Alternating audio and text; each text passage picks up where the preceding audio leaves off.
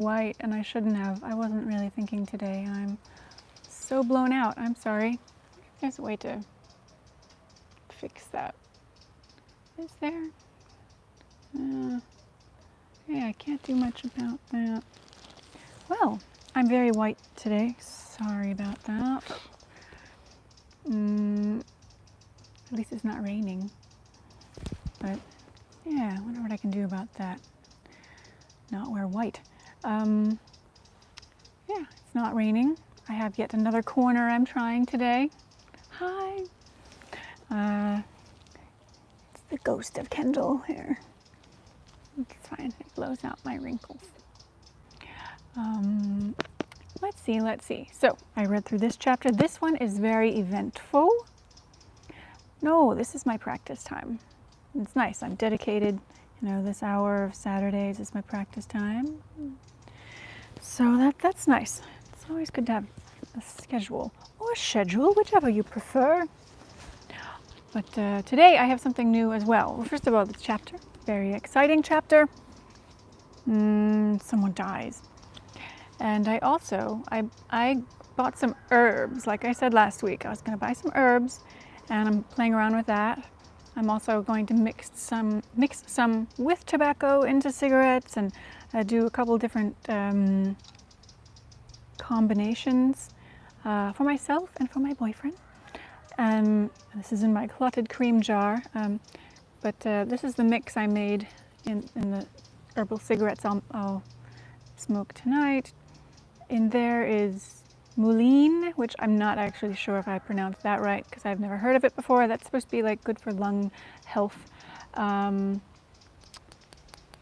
Lavender, that's the purple, obviously. Lavender. And mugwort, which is supposed to just give it more body and also might have some kind of, did they say like psychotropic properties? I don't know. We'll find out what happens. Can't be too bad or it would be illegal, right? It's got a bunch of little sticks in there that I was trying to get out. I don't think that's any good. Little sticks. It smells really nice. Heavy on the lavender. But anyway, I have this little machine and I bought those, okay, they are, why does it take me, like, why do I have to think about this?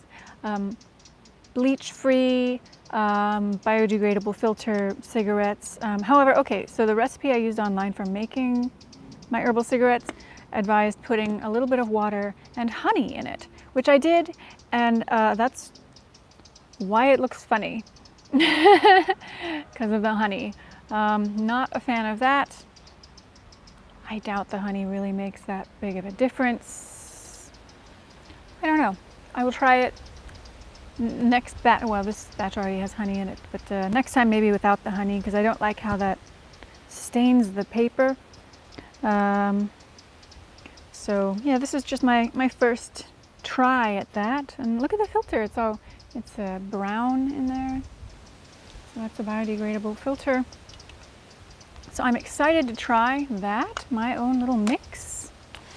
And excited to try other combinations and just create my own smoke that I enjoy, Sure, why not? Tastes good. People drink, cow milk. So what else do people eat? People eat some weird things. So many things, so many weird things. Have you heard of bird's nest soup? I heard of that. I have not tried it. I'm not sure I would, because that's weird. Bird's nests are not very, no, not in these or my herbal ones. I did bring the Lucky Strikes out again. I keep forgetting to get a different brand. It's like hidden at the supermarket and then I forget to get it, but I only go like once or twice a week. And I asked my boyfriend to get it and I think he forgot as well. We'll get there. Yeah, humans aren't that great. But if you research beekeeping, they are not tortured, so they seem very well cared for, which we need with bees. Oh dear. Well, that does not look promising. I did not bring an umbrella. Hopefully it won't rain, we'll be okay. I'll get started so we get something done here. What was I going to say? Yeah, well, we've got plenty of chapters left for experimentation. This seems in the way today. This thing. Oh well, okay. Let's see, we're on chapter 8. I will light her up. And speaking of like sugar substitutes, I tried planting stevia seeds. Only one bloomed and I was so happy, my little baby plant. And then just 2 nights ago, I wake up and like snails devoured it, and I'm taking it along with me on vacation to try to revive it. Maybe it needs some fresh sea air. I'm so sad because I was really I hope it survives. I'm really curious about like making my own stevia. The exhale nose. I'll try. I guess I haven't really done that much.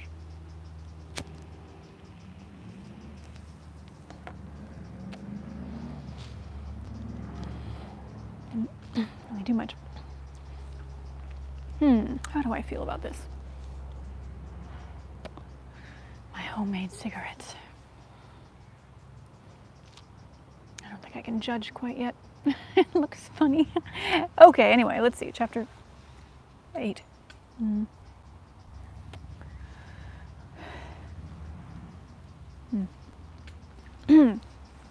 From her first day on duty, Sister Luke felt herself drawn to the 2 patients who were at the opposite poles of mental derangement, the abbess, with a single mania which made her only gently queer, and the Archangel Gabriel, who was a diagnosed case of dementia praecox in its schizophrenic form. This makes noise when it burns. A bit concerned about that. The abbess's peculiarity was poverty. In the contemplative order, where once she had ranked high, the practice of poverty was a strict rule, but never apparently strict enough to suit her. She was suspected of practicing many secret self-denials and was regarded as a saint by her nuns until the day they found her in the convent library with many rare manuscripts in it, carefully cut up into inch-square bits.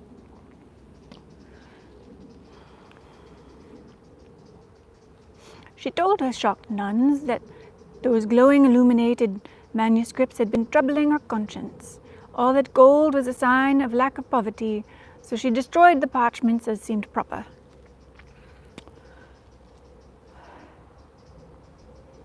For poverty's sake, she now slept on the floor in the middle of a private apartment, on a mattress she had long since shredded into small squares, along with every sheet and blanket subsequently given to her.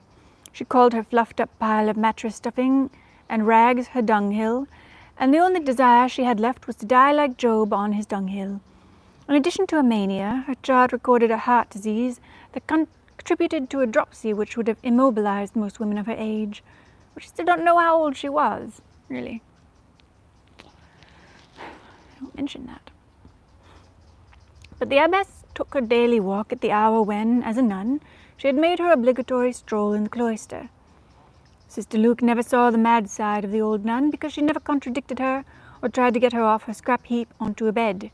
The abbess called her my child as if she were one of her nuns and waited for her daily visit so she could exhibit the latest poem she had written or sing in a trained contralto a song she had composed in the night. Sometimes the abbess spoke about life in the convent, the struggles and self-denials about which the world knew so little, and she would ask Sister Luke lucid questions about her own spiritual progress, as if she were a functioning superior again.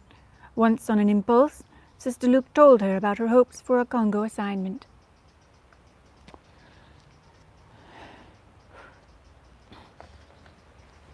That will be, of course, as God wills, says the abbess. I know, it seems very light, but yeah, I am. I do feel it. Yeah, I don't know. It's not quite showing up. It's a very light smoke, it seems.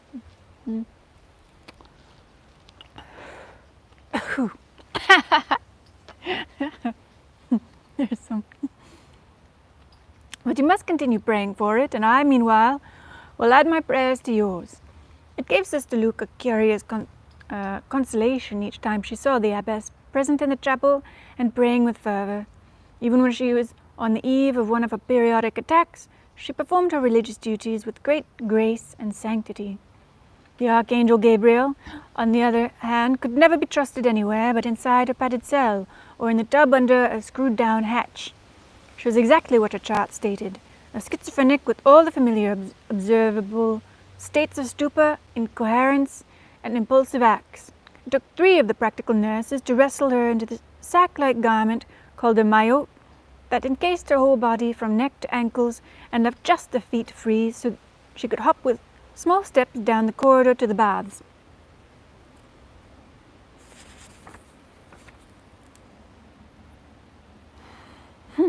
Even so, when she hopped past the desk where Sister Luke was on duty, she'd always pause and call out, "Allô, chérie," with joyful recognition. Sister Luke was certain that one day she would penetrate the weird inner world of the Archangel, which seemed to be peopled mainly by male angels and winged stallions. When coherent, the Archangel would talk sanely about her farm. The winged stallions of her mania then became the Percheron horses she used to breed. I'm not familiar. A draught beast far superior to the Clydesdales and the Shires, she said proudly, no matter how much the English bragged about their too heavily fetlocked breeds. Fetlocks, she told Sister Luke, were no good in furrows. "Sister Luke is the little friend of the Archangel," said the nuns in recreation, their nods of approval for her having gained the confidence of one of their most difficult cases would ordinarily have embarrassed her. The fact that they did not failed to warn her that she nursed a secret pride for her ability with the deranged.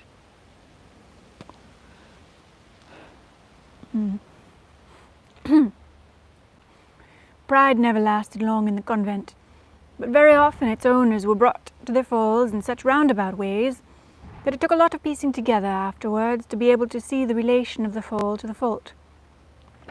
Sister Luke believed that she was being the little donkey of the community when she offered to take the night watch for Sister Marie on the evening of Mother Christophe's name-day fête.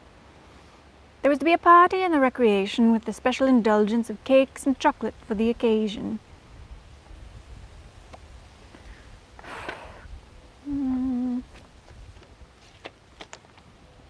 Mother Christophe looked at her sharply when she made her request to see if it was for reasons of personal attachment, which would have brought an instant veto to the unusual offer. "You are too young to be alone at that desk in the wing of the dangerous patients," said the superior. "Since it was Sister Marie's duty, I've already given permission to the 2 practical nurses to attend the party."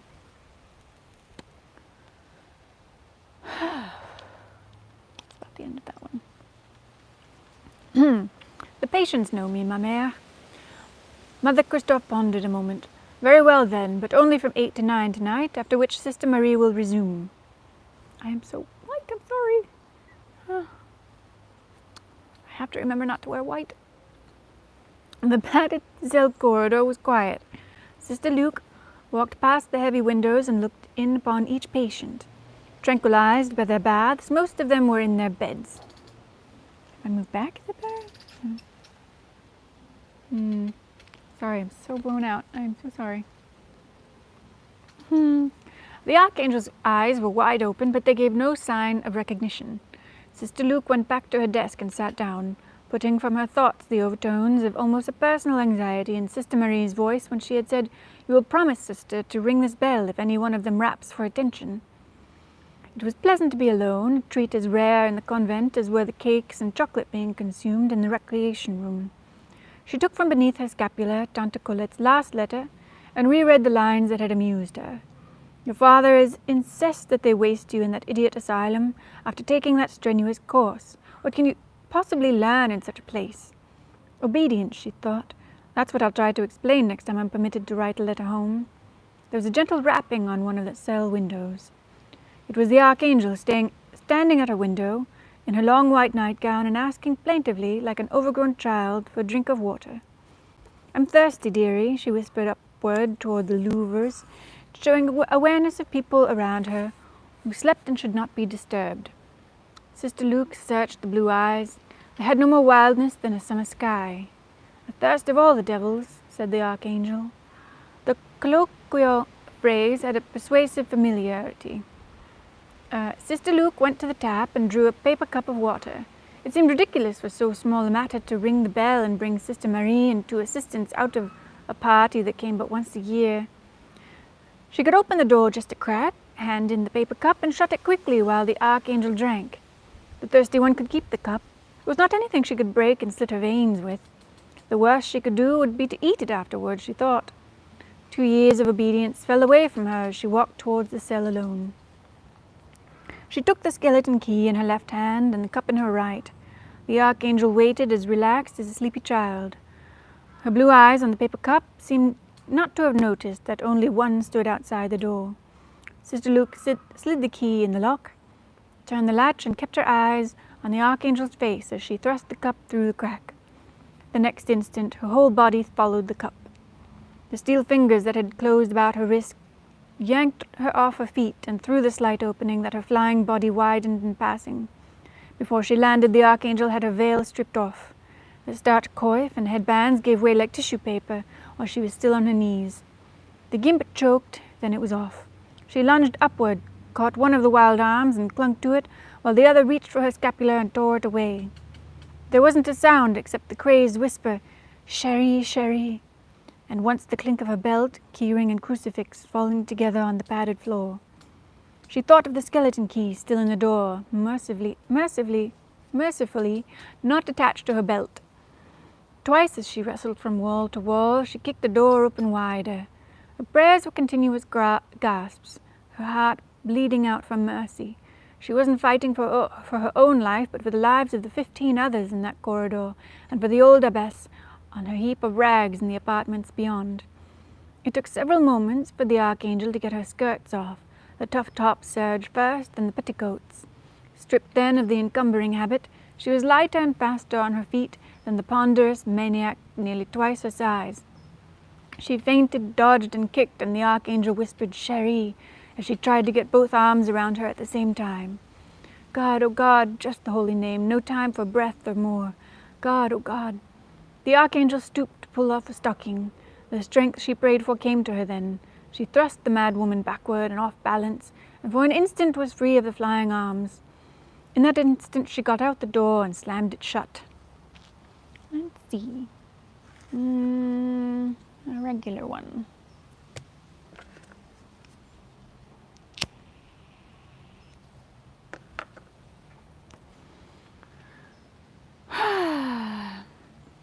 She had no idea how long she clung to the long iron key. Her hand had frozen to, but could not pull from the lock. The Archangel's face, distorted with grief, was flattened against the glass 1 inch from her own. Gradually, Sister Luke forced her eyes into focus and saw her shredded habit scattered over the padded floor, and then the belt, the key ring, and crucifix lying in a heap in one corner of the cell. The sight of the leather belt, with which a thwarted maniac could choke herself, gave her the strength to move. She stumbled down the corridor and rang the bell. Sister Marie and 2 female stalwarts appeared so promptly, it seemed as if they must have been there when she pressed the button. Sister Marie looked at her without surprise, judgment, or shock, and reached for a sheet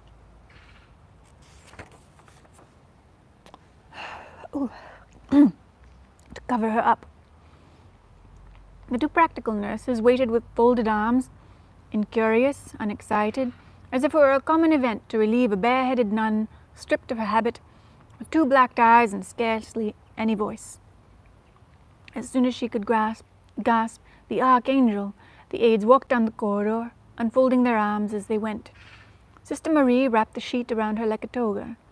Her compassionate eyes examined bruises and scratches as she covered them.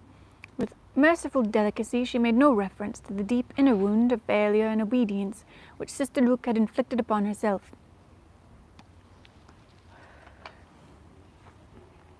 Pride got me in, prayer got me out, Sister Luke whispered. Don't try to talk, said Sister Marie, as she pulled up a corner of the sheet and looped it around her bared head, stiffening a trembling chin with the knot she tucked firmly beneath it. Myself, I probably would have done the same thing. Sister Marie picked up the telephone and called the infirmary to bring a stretcher. Sister Luke began to sob. not for the scandal of her situation, nor for the pain of her bruises, but for that extra charity from the tall, calm sister who had identified herself with pride and disobedience to share her shame. Tears stung her puffed eyelids as she watched the two practical nurses coming back down the corridor with the pieces of her destroyed habit.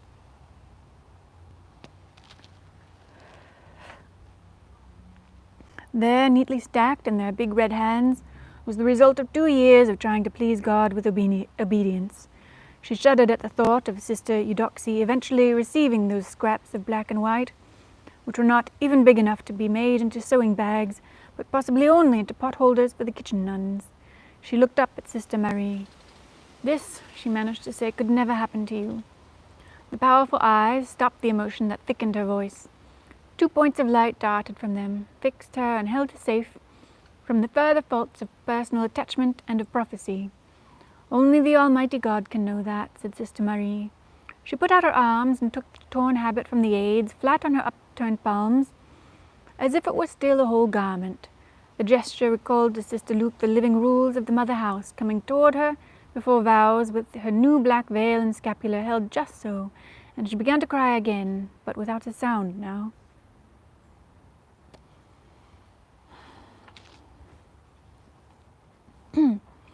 The extraordinary discreetness of the convent fell over the affair. It seemed as though nothing had happened.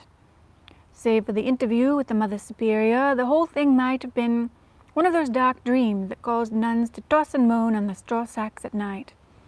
Mother Christophe heard her culpa in private, which was the custom for exceptional faults. The Superior listened without comment to the truths about herself that she had uncovered during the 3 days she lay in the infirmary. Her salient characteristics had ugly names like pride, personal judgment, and sense of heroism. She listed them in a toneless monotone, as if her voice had died upon discovery of them. No notes were taken, but she knew as she shaped each halting word that she herself was dictating the incident report which would go forward to the Mother House to be read, weighed, and judged by Reverend Mother Emmanuel.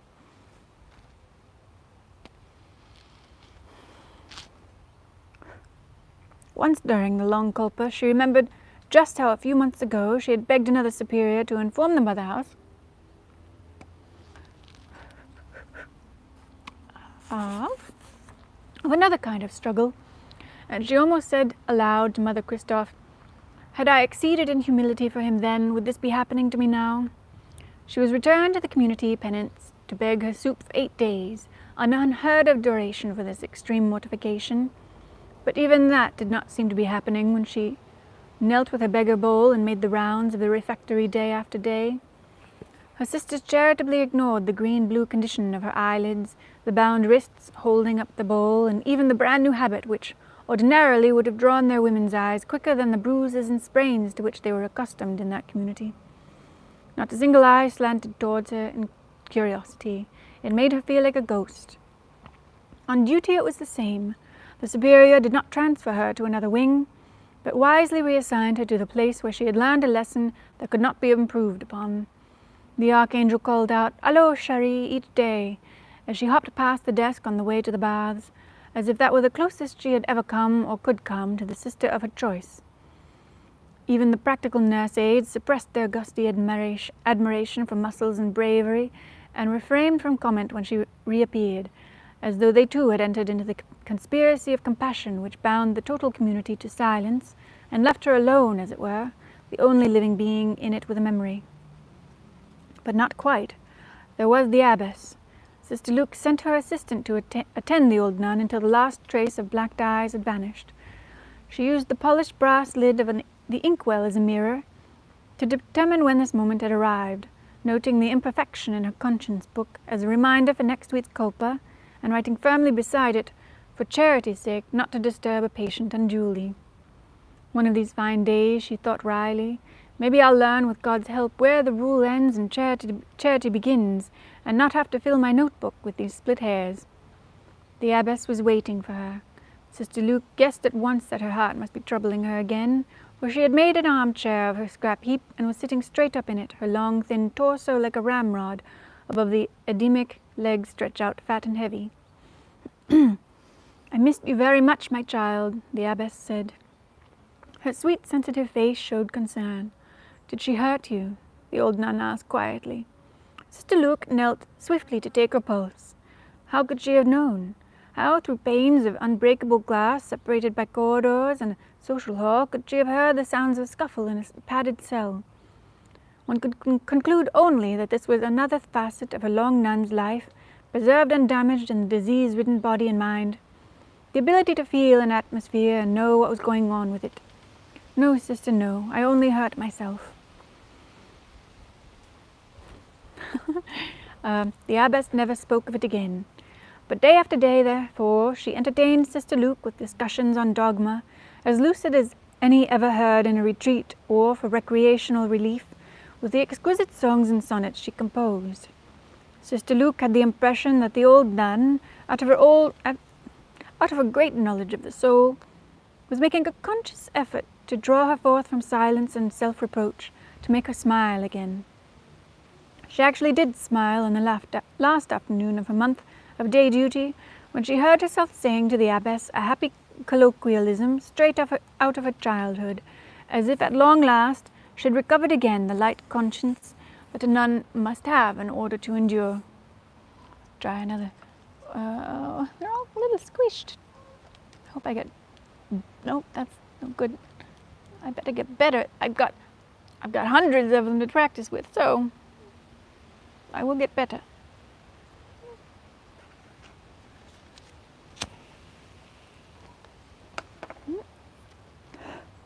Ah. Ouch.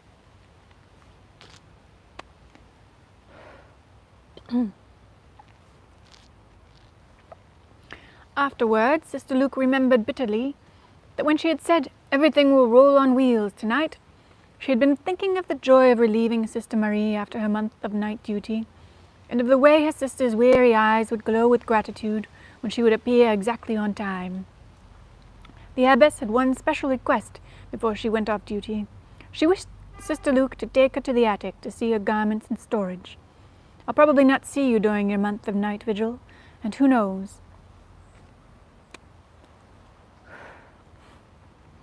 She followed the abbess to the attic. Late afternoon sun came through the gabled windows, reflecting up from the sand-scrubbed floor to the white pine shelves neatly stacked with the clothing that patients in the pavilion had been wearing when brought in. Each pile of clothing was numbered and inventoried, and on top lay the special objects that owners had clung to at the moment of mental breakdown. Ice skates with long curved blades, parasols, old-fashioned box cameras, satin slippers with Louis XIV's heels, silver-framed photos of parents, of villas, horses, dogs, and yachts, and here and there a great Edwardian lace hat with ostrich plumes drooping over the brim.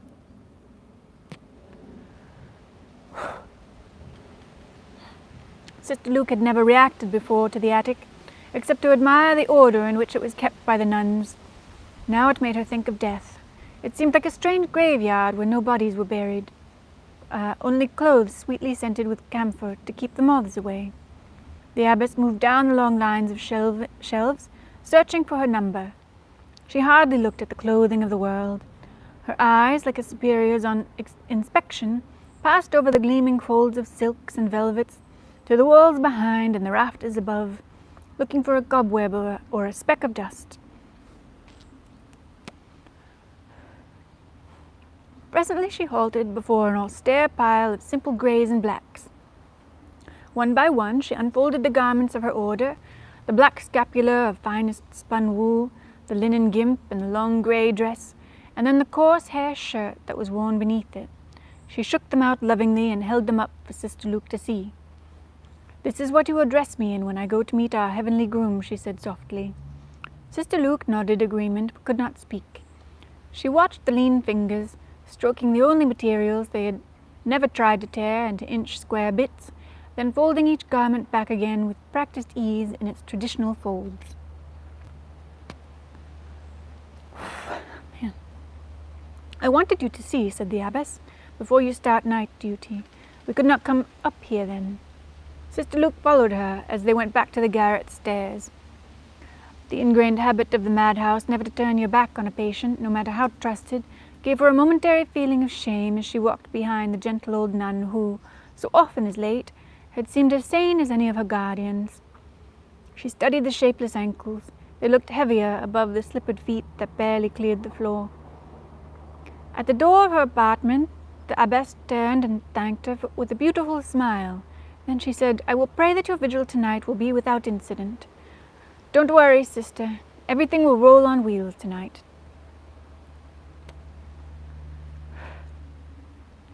"Everything will roll on wheels," she said again to herself as she walked between the begonia beds in the moonlight. There were never any problems when you took over the duty after a sister as conscientious as Sister Marie. She would have notes written in her lace-like script, telling which patients in the dormitory were tied down with bound sheets and which ones were without restraints for that night. Patients who had visited the toilets would be listed, and those who had asked for a cup of water. Any other nun would take advantage of the dispensation to speak during the grand silence on matters of duty and changeover. But not Sister Marie, she thought, not that perfect nun.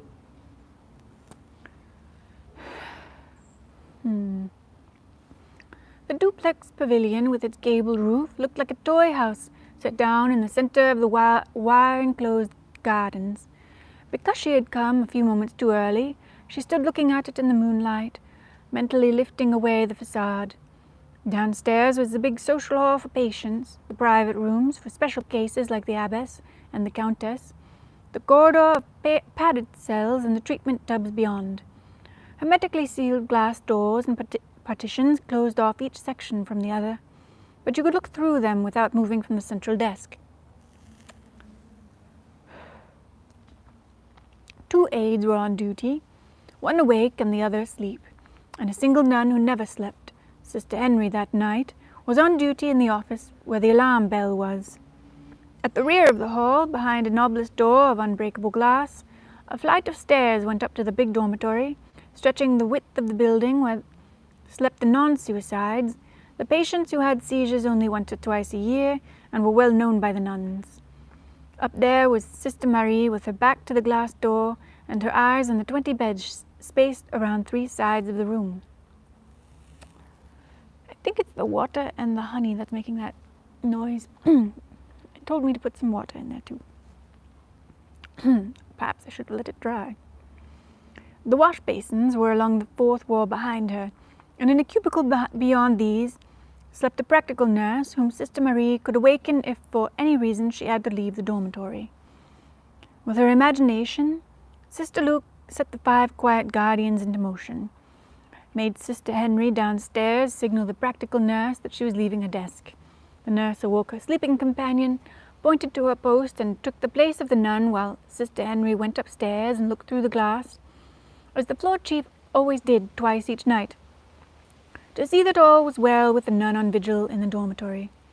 The figures moved in her imagination like chessmen, forward and back, each with a place to go, no spot left uncovered for more than a moment. She smiled as she slipped her notched key into the front door lock and entered the quiet house to become a part of its smooth-running perfection.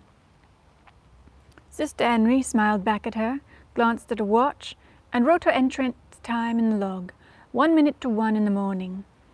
The practical nurse behind a glass partition looked at her not as a person but as a shape in motion within her range of vision, then resumed her steady watch over the padded cells. Sister Luke opened the door at the back of the hall, shut it soundlessly behind her, and climbed the stairs, automatically lifting her long skirts from the front as she mounted.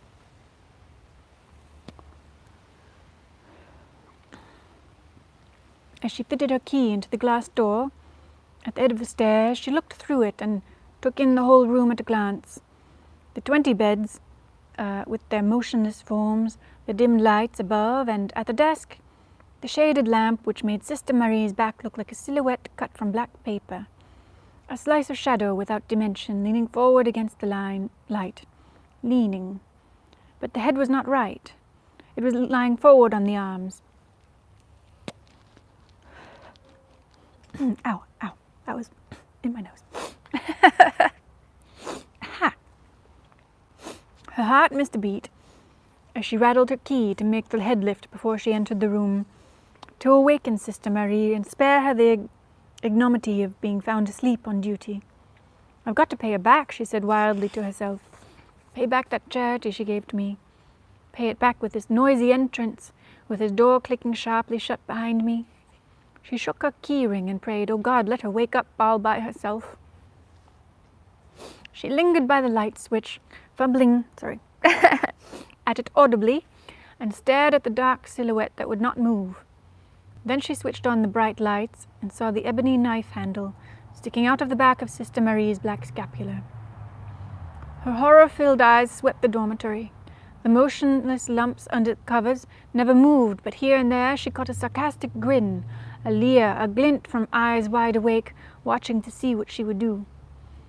"I'll do exactly what Sister Marie would do," she whispered frantically to herself, adding, as Sister Marie would have done, "with the help of God Almighty." She walked calmly to the desk, dropped her trembling fingers over her sister's pulse, and pretended to read the pages of notes on which the dead hand lay. Then she pressed the alarm bell, which was not heard in the dormitory. Sister Henry and one assistant appeared from below, their faces rising like two blanched moons behind the glass door. Then they were inside the dormitory, moving with such studied calm that it looked like slow motion, the practical nurse going to the cubicle beyond the basins to awaken the aide sleeping there, then the two of them returning side by side down the long room, unhurried like lethargic giants. Sister Henry made a lifting motion. They never looked at the knife handle as they bent to lift the chair with Sister Marie sitting in it. They tipped the chair slightly backward as they raised it up, making her arms drop naturally into her lap and her head fall forward in a drowsy nod. Sister Henry, clutching her crucifix with one hand, opened the door for the aides and stepped back as they passed through. The bright light showed up the white knuckles on her crucifix hand, while the other closed the door with a barely audible click. Then she came toward Sister Luke, whose habit alone seemed to be holding her up. "We'll have another chair for you in a few moments," said Sister Henry, in a voice meant to reach beyond the desk. She lowered her tone and added, "Unless you would prefer to be relieved this night, as indeed you may." "Thank you, Sister, I preferred to stay." Sister Luke forced her voice up and said, "I'll not need a chair tonight." She faced the room squarely while Sister Henry made her silent exit. Both nuns knew that nothing more could happen. The knife, stolen from a pantry or smuggled in, had been used. It was no longer in the dormitory.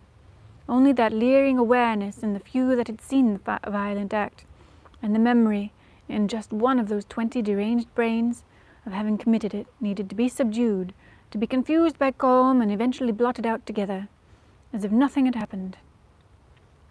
The discipline supported her that night.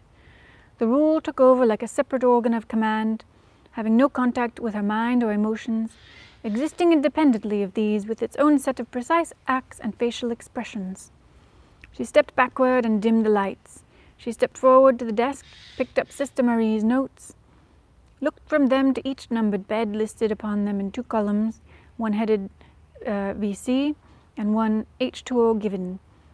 Something in her screamed when she remembered that the hand that wrote what she was reading had been warm when she had touched it. But the rule let no sound emerge. A thought formed halfway. Maybe if I hadn't stood in the moonlight for the perfection of arriving exactly on the minute, and the rule suppressed the rest of it. She read on, holding up the log without a quiver, looking from it to the beds containing patience and precautionary bindings, only 3 of those. Then she began to patrol the room forward and back, clicking her beads as she paced slowly with her eyes uplifted to the great mirrors hung aslant at each end under the ceiling. The mirror toward which she paced gave her the view of the 3 beds along the end wall, to which her back was turned, and of the beds against the long wall as she passed them one by one. I have my other one here.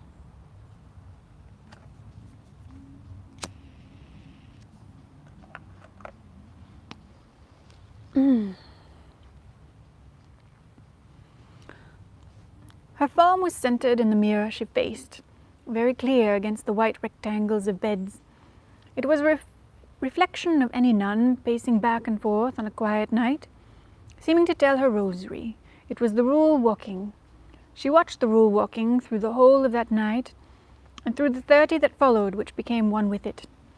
Pacing the dim-lit dormitory, she watched how the rule turned the nun as on wheels when someone in a bed stirred in the mirrored reflection, how it held her there in calm when a wild woman climbed from the bed, grimaced her way and padded off to the toilet, how it turned her again and made her resume her walk when the patient stepped into the mirror, and walked cat-like behind the veiled figure until she came to the empty bed and climbed into it, without being looked at or told to.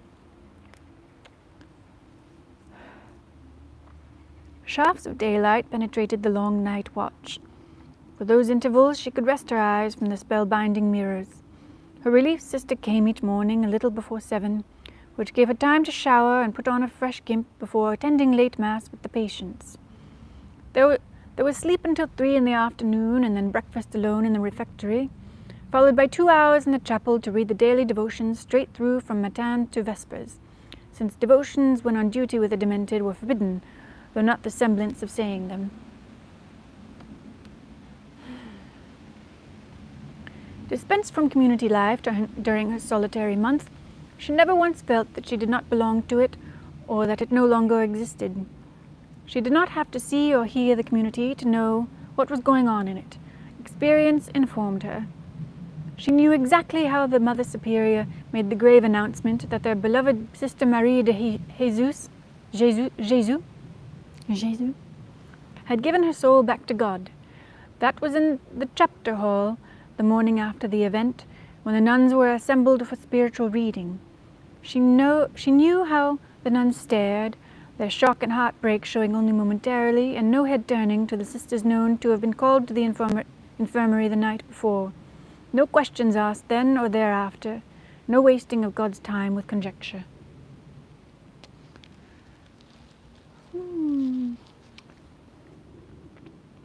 No drama, no singularization. A living rule permitted to die as she had lived, in quiet self-effacement. They would render that to her. Even the sisters who had prepared her body for the posthumous last rites, even the one who had withdrawn the ebony-handled knife.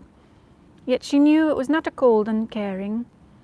In their thoughts, Sister Marie would be present for the 30 days after her death, while the small cross lay in the refectory table at her place, which was set each mealtime with her napkin, wooden plank, and water glass.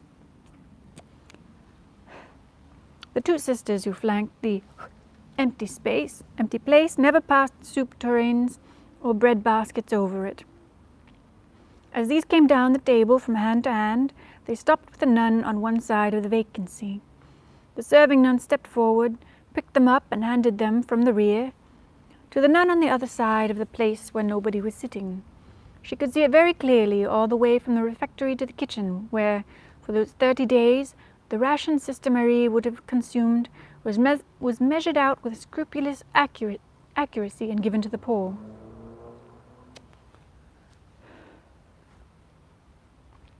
Toward the end of the long vigil, one night when the beds were quiet and she allowed her eyes to dwell in the thought on the dark veiled silhouette in the mirrors, she felt a thrill of admiration for that solitary form patrolling, without visible strain or vainglory, a demented dreamland of fearful potential. The thrill flew like an electric shock through her exhausted nerves. The rule thus achieved is very beautiful, she said to herself. In motion it is like a simple walking with God. Then her gaze moved to a mirrored bed where an arm was flinging off the covers. Bed 5. Her menstruation is due, probably restless, with a little pain in her sleep.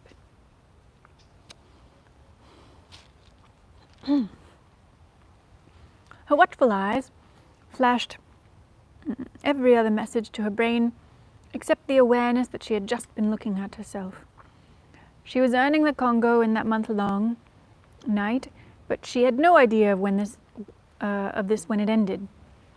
She had crossed out that hope long ago. The remainder of her time in the asylum community passed without events or attachments, or any special inner or outer torments. Work and prayer dovetailed so closely as to leave no crack for thought. Much later, when she had experienced other plateau periods, and could compare these with the first one, She knew that they must have been her intervals of effortless, perfect conformity. They lay like irregularly spaced stepping stones through her memories of struggle, the places where she had never had to watch her feet or her thoughts. In the spring of 1932, she was called back to the mother house with the remaining sisters of her group to make her final vows. She walked into the home convent with her head erect and her wide blue eyes looking up and out, flicking toward every sound she heard in that nearly soundless place.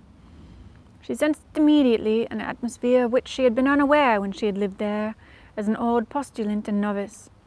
It was impossible to analyze, but it had to do with peace and perfection. She saw its effect on the many sisters who came there for other reasons than to make their vows, on nervous nuns perhaps just informed that they would be promoted to superiors, on nuns about to be transferred to the other side of the world, and even on the mediocre nuns who plodded in. Their first deep breath of the mother house atmosphere seemed to put colour in their pale cheeks. Behind the scene of all the coming and going, you sensed the powerful presence of the Reverend Mother Emmanuel in her small bare office, interviewing the incoming sisters one by one. It was rare that you saw a sister emerge from that office without tears in her eyes and a smile lifting all the tired lines of her face. Her group of first professed, now preparing for final vows, seemed smaller than it was 3 years ago, but neither she nor any of her companions turned around to count, or even to look at one another as they sat in a circle with the mistress of novices. No side glances of curiosity, no whispered queries. How did it go with you? Did you have a superior you liked? Each seemed to be alone in the room with the mistress.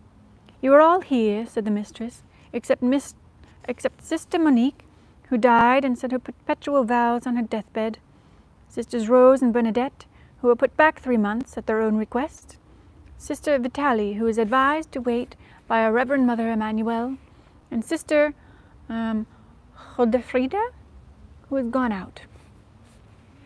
Then you could almost hear the clicking of their thoughts. Am I ready? Am I worthy? Should I also have the courage of those who asked to be put back? This time it's not for 3 years, it's for good. Perpetual, Sister Luke said to herself, as if reading a crossroads sign she had come to sooner than expected. Her hand clung to her crucifix in the manner of the perpetually vowed. That evening she went to the mistress. I believe it would be better if I wait, she said. There is still much struggle, too much it seems to me. No, Sister Luke, I would not counsel postponement for you. You have to struggle, so do we all. The mistress gazed at her thoughtfully.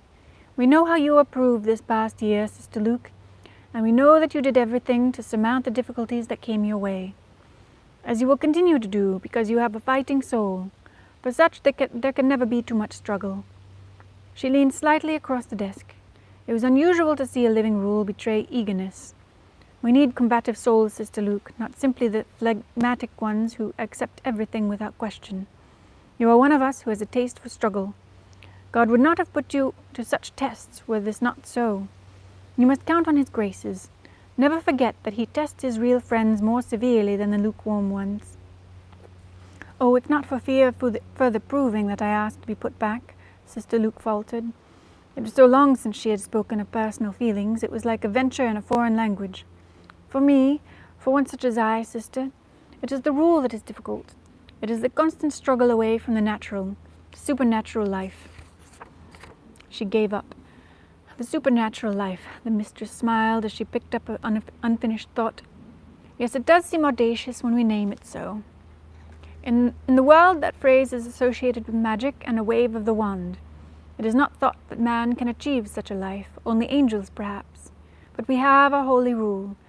It is a way to the Christ, the stern, slow way to sanctity, but a very sure one. We know it can be achieved by the help of His graces. Sister Luke felt the persuasive pull of the dark eyes that reminded her suddenly of Sister Marie's. Remember, sister, said the mistress very softly, you would not be here had you not been called. When you were accepted for vesture by the Superior General, it was a sign that you were one of His chosen. Last one.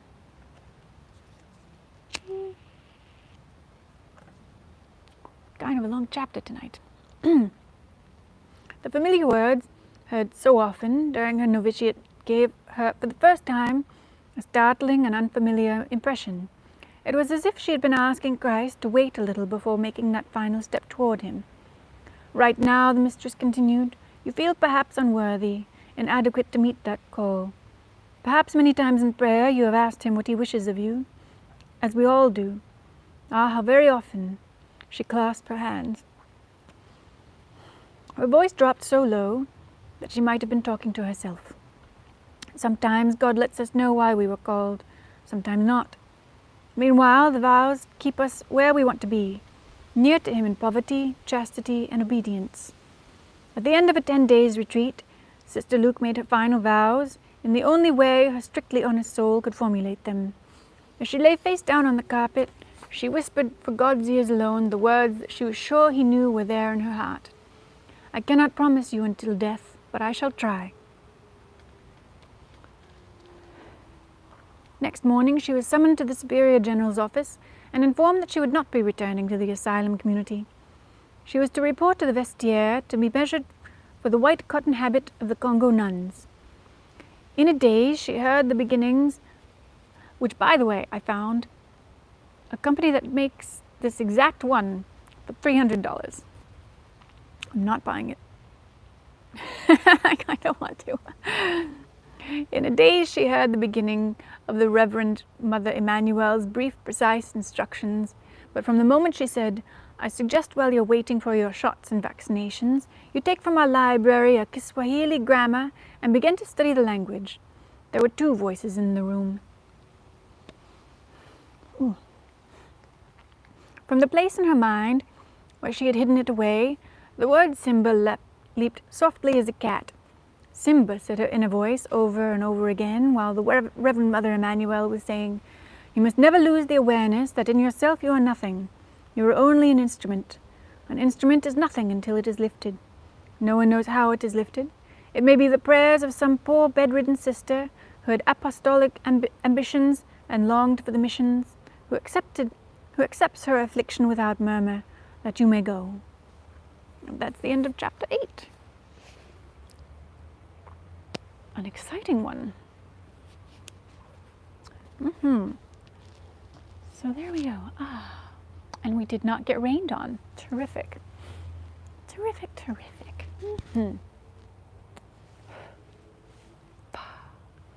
Nice. We've been very lucky with the weather. That is 8 weeks that I have not gotten rained out. And it's been rainy.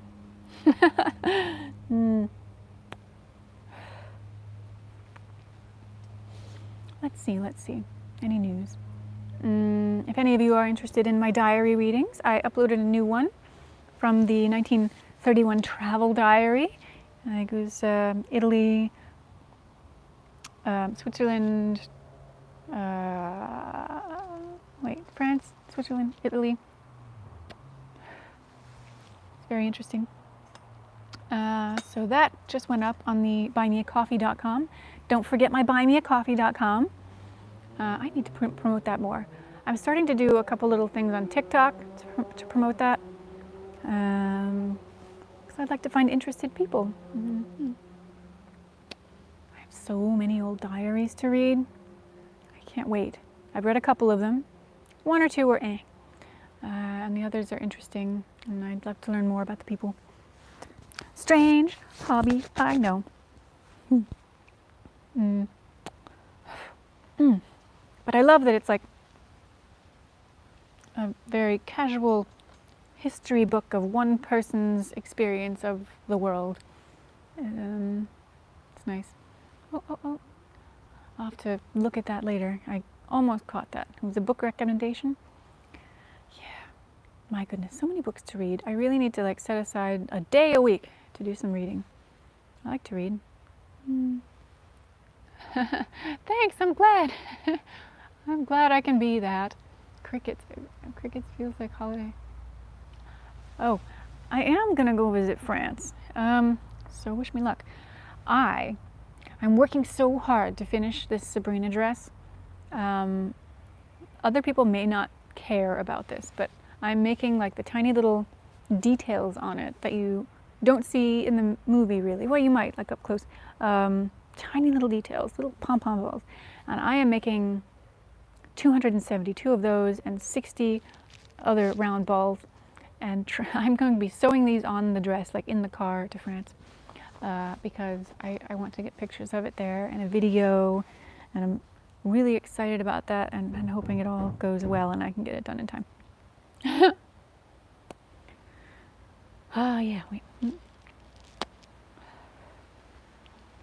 Striped shirt. This one, all my striped shirts, I think, are St. James. But this, where did I get this one? I look on eBay because I'm not paying full price for the St. James shirts. So I actually have a couple because I like backups. This one's different than the other. It was very light, but somehow it gets these weird stains on it that I can't do much about. And then I have like 3 other striped ones that are like a heavy material. So I kind of collect striped shirts. I have some weird collections. I collect striped shirts. I collect doorbell hoop earrings that screw on. Old diaries. You're welcome. I'm glad. It's nice to, do things that other people enjoy and is relaxing, and like the ASMR channel, although I neglect that, but I have things to do here. There's a little bit left of this. It just kind of went out.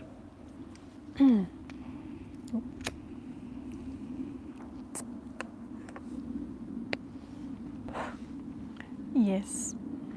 Yes. I like to do what I can to make other people happy, I guess, and be a calming presence, even though in my own life I'm maybe not.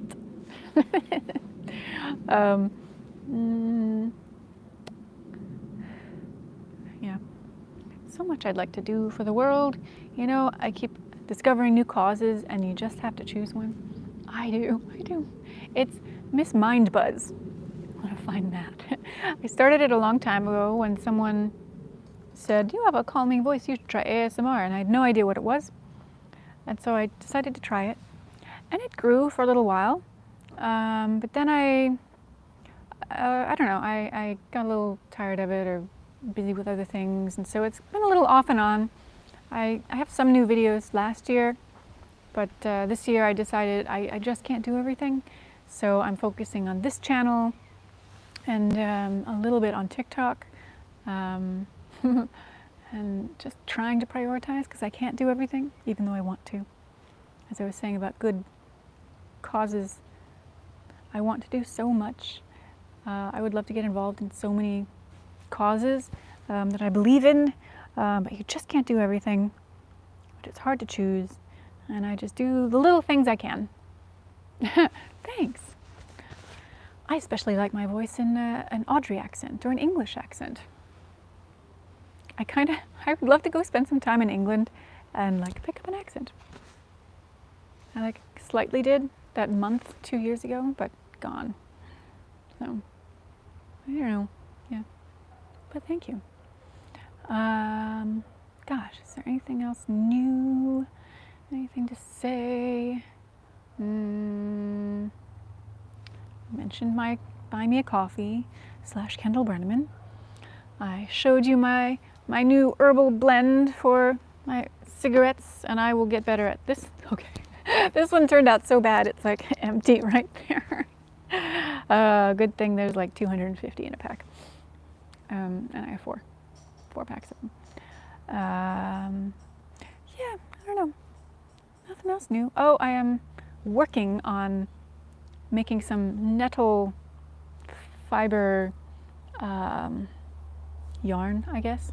I really wanted to try making fiber from nettles. I tried last year, but the nettles were very short and it was a pain in the butt and I gave up. So I'm trying again this year because they are massive and it's going better, and I am working on that.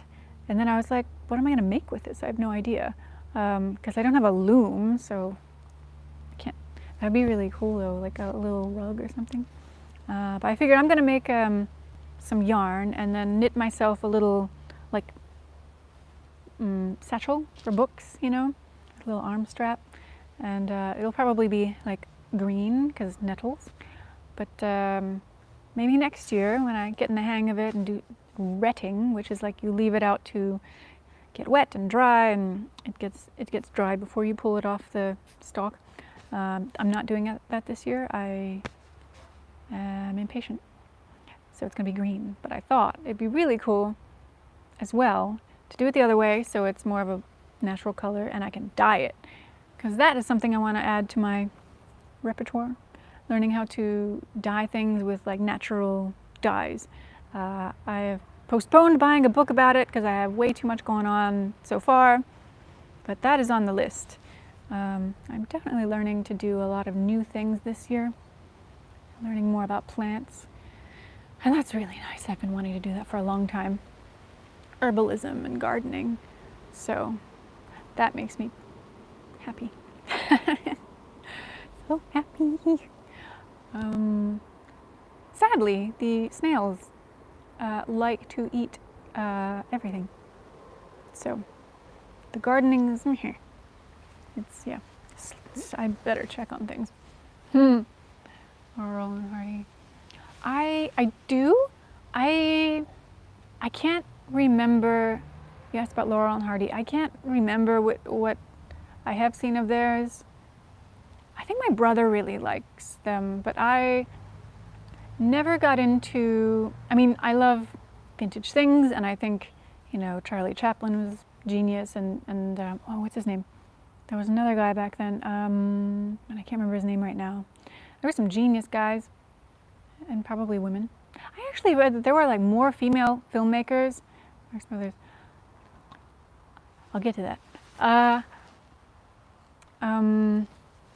What was I gonna say? I read that there were actually more female filmmakers or directors like back in the beginning days of Hollywood, and then men kind of took over. But I wonder if there's a documentary on that. Somebody was making, like a friend of a friend who's like in her 90s, was like producing a movie about like stunt women back in the day, and I need to see if that got made, and I'd really love to see that. But yeah, I never got into like the physical comedy, the slapstick sort of things. I mean, maybe I would appreciate it more now, but I saw some of it and thought, it's not really for me. What do I like? I mean, my comedy, I like The American Office, Arrested Development, The Marvelous Mrs. Maisel, The Great, about Catherine the Great. Those are my kind of comedy. Those make me laugh. I know they're more modern. Older ones, I'm trying to think, like older movies that were funny that I liked. What were they? I can't really think right now. And the comedy was a little different. Cary Grant does some good things. I like the one where he's like wearing a bathrobe. What was that called? It was with Katharine Hepburn, I think. He's wearing a bathrobe and someone comes to the door and she's like, oh, what's this? And he's like, I just went gay all of a sudden. That was pretty funny. Three Stooges, yeah, they kind of are in that category of the physical humor that I never got into. And it is starting to rain now. So I better pack it up because it has been raining quite heavily and I don't really want to get caught in that. So, yes, I should see you next week. No, I have not. That sounds familiar, but I have not seen it. Okay, it's raining and I gotta go. So check out my Buy Me a Coffee, watch my videos and stuff. Also, I apologize, there won't be a video tonight. I've been working on videos, but I can't keep up the once a week thing anymore. Maybe every other week, I don't know. It depends on my ideas. I'm sorry I won't be regular with that. I gotta go. Bye.